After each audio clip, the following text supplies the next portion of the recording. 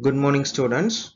In previous class, we have seen about the tuberculosis and leprosy. I hope you have studied about tuberculosis and leprosy. Today, we will be continuing with the most important bacterial infection topic, that is syphilis. Before moving on to the class, there has been a doubt from Dentigerous' class from the radiographic picture, which I have questioned in the Google form. The radiographic picture with the green arrow is the picture which I have sent in the Google form.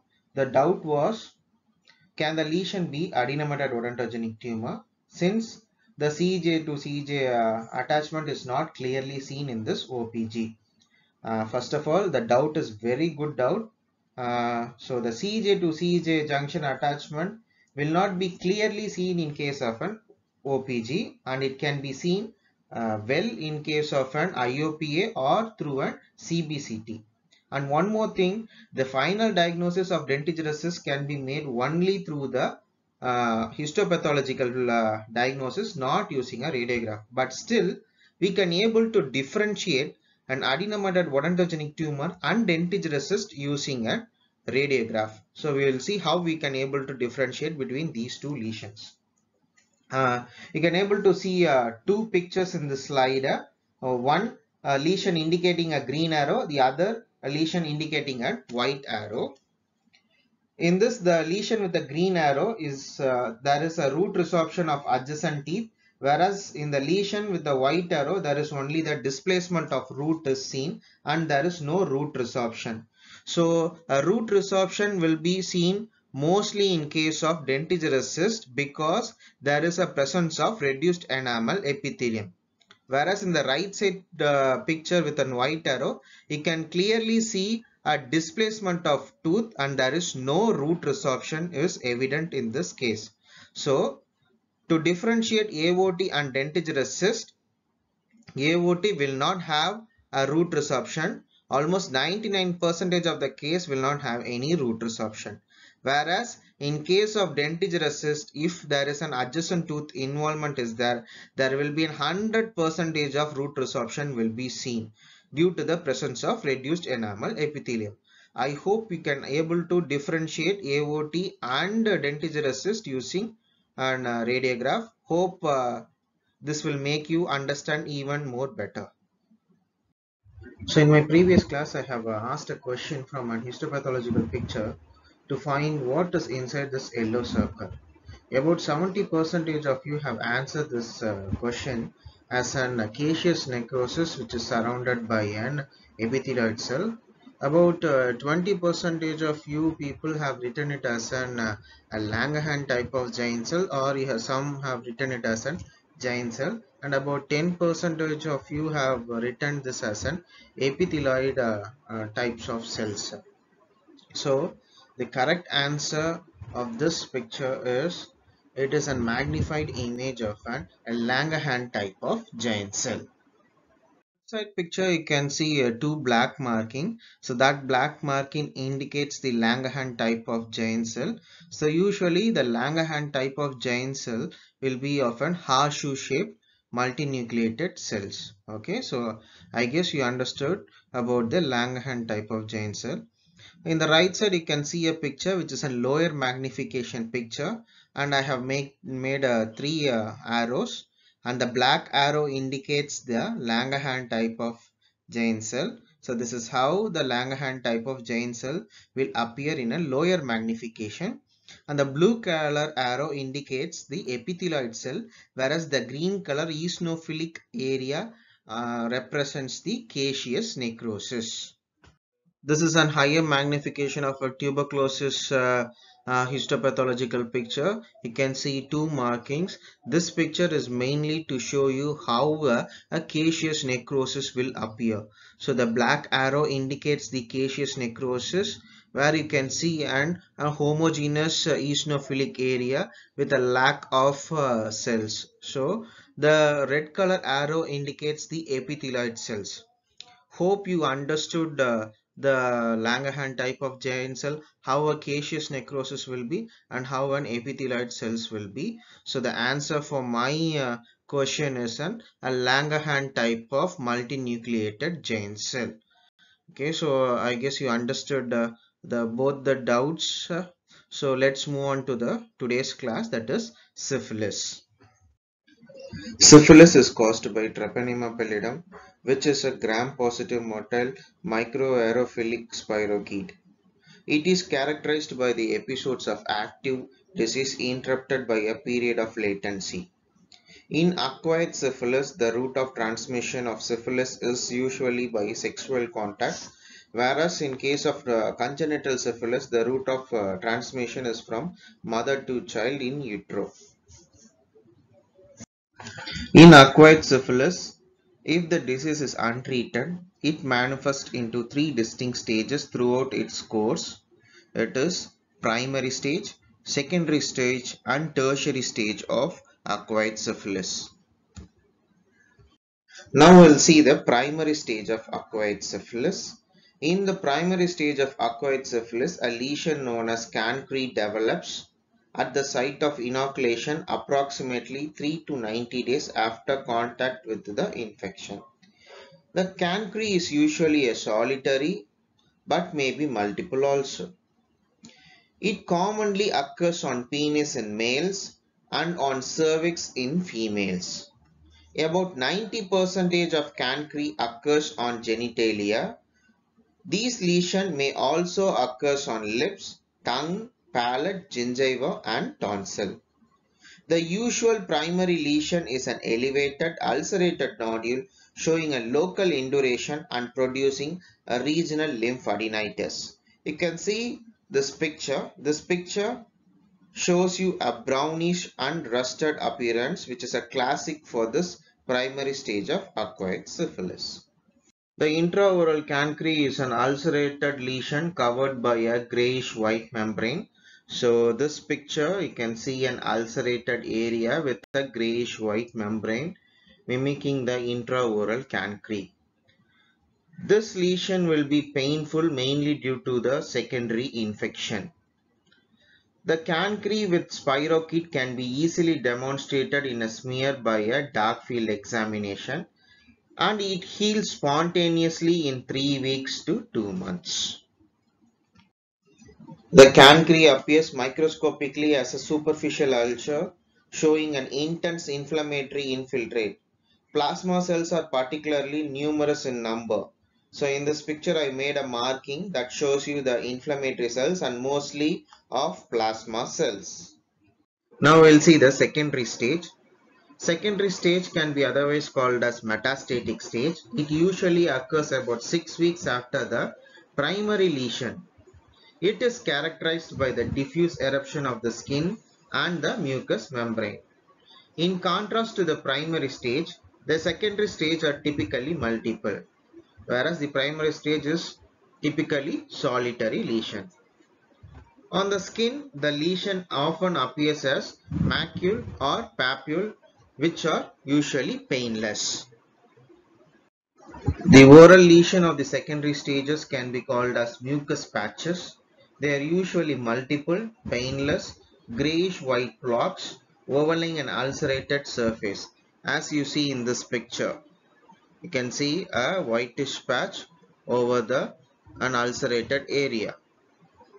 They occur most frequently on the tongue, gingiva or the buccal mucosa. They are often ovoid or irregular in shape and are surrounded by an erythematous zone. The mucus patches are highly infectious since they contain a vast number of microorganisms. These lesions of secondary stage undergo a spontaneous remission within a few weeks, but an exacerbation may continue to occur for months or several years. Secondary syphilis can present as an explosive and widespread form lesion known as Lewis maligna. It is characterized by fever, headache, and muscle pain followed by necrotic ulceration involving the face and the scalp. This form is reported in patients with compromised immune system, particularly acquired immune deficiency syndrome. After the second stage, patients are free from lesion and symptoms, and it may enter the latent stage, which may last for 1 to 30 years till the next stage develops. And the next stage is tertiary syphilis. Now we'll see the histopathology. In the left side picture, the histopathological picture shows an epidermal hyperplasia with an underlying perivascular dermatitis, whereas the right side picture shows a numerous plasma cells and histiocytes with the swollen endothelium, which is a characteristic feature of a secondary syphilis. Now we'll see the tertiary stage. Tertiary syphilis is also called as late syphilis, and it will not appear for several years. It involves mainly the cardiovascular system, the central nervous system, and certain other tissues and organs. Late syphilis is usually non-infectious. The classic of tertiary syphilis is gamma. It is the result of hypersensitivity reaction between the host and treponemas or their breakdown products. The gamma occurs more frequently in skin and the mucous membrane. It also involves the liver, testes, and the bones. It consists of focal granulomatous inflammatory process with central necrosis. Intraoral gamma most commonly involves the tongue and the palate. The lesion appears as firm nodular mass which may be ulcerated to form a deep painless ulcer. The lesion of palate causes perforation by sloughing of necrotic tissue. As such an occurrence frequently follows a vigorous antibiotic therapy called Jaris-Herzimus reaction. So in this picture you can able to see a nodular mass over the hard palate and which is ulcerated. Atrophic or interstitial glossitis is the most characteristic and important lesion of syphilis, and it is due to endarteritis obliterans. The surface of the tongue gets broken up by the fissure due to the atrophy and fibrosis of tongue musculature and follows hyperkeratosis. It is found commonly in male and it may undergo carcinomatous transformation. Now we'll see congenital syphilis. Congenital syphilis can be otherwise called as prenatal syphilis. Congenital syphilis is transmitted to the offspring only by the infected mother and it is not inherited.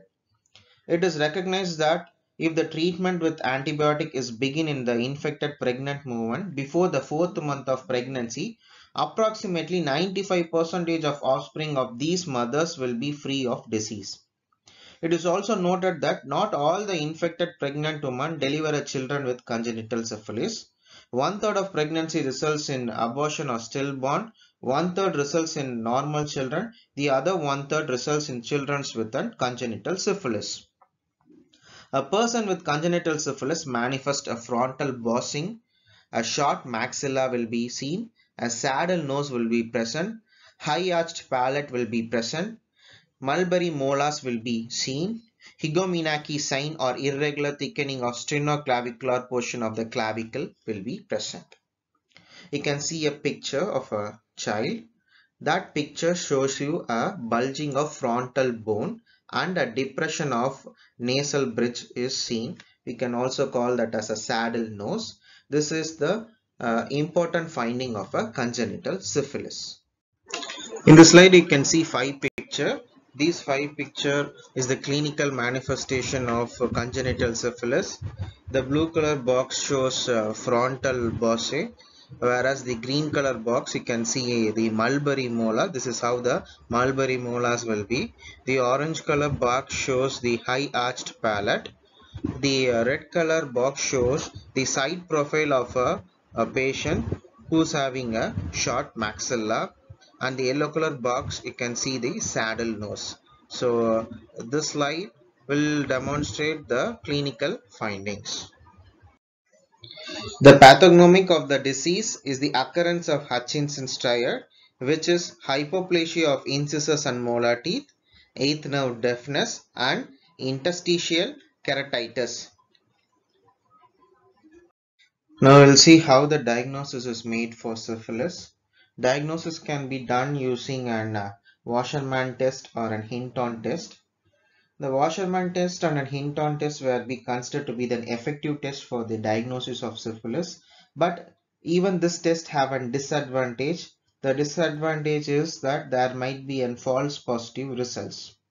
The diagnosis can be made by examining the exudate of an active lesion under a dark field microscopy for spirochetes.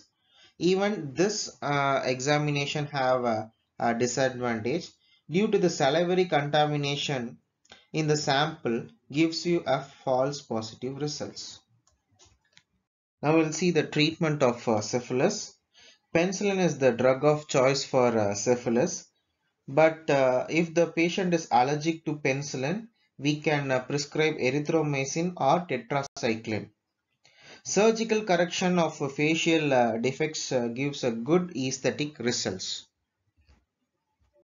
To conclude today's class, today we have seen in detail about syphilis. So syphilis is caused by Treponema pallidum. Then we have seen the types of syphilis, that is acquired syphilis and congenital syphilis. The subtype of acquired syphilis is primary, secondary and tertiary syphilis. The important clinical finding of primary syphilis is cancre, whereas in case of secondary syphilis is you will see the macule and papule in case of skin lesion. In case of intraoral lesion, you will see the mucus patches. In case of tertiary syphilis, a gamma is the typical finding of tertiary syphilis. And we have seen about the congenital syphilis. In congenital syphilis, Hutchinson's triad is the most important thing in congenital syphilis. Then we have seen about the diagnosis made for congenital syphilis as well as the acquired syphilis. Then we have seen the treatment part of syphilis. So I guess you'd have understood today's class. Syphilis is most important topic for you people, and it is usually asked in Viva as well as for as a 5-mark question. So try to read syphilis by today. If you have any doubts regarding today's class, you can ask me. Thank you. Have a great day.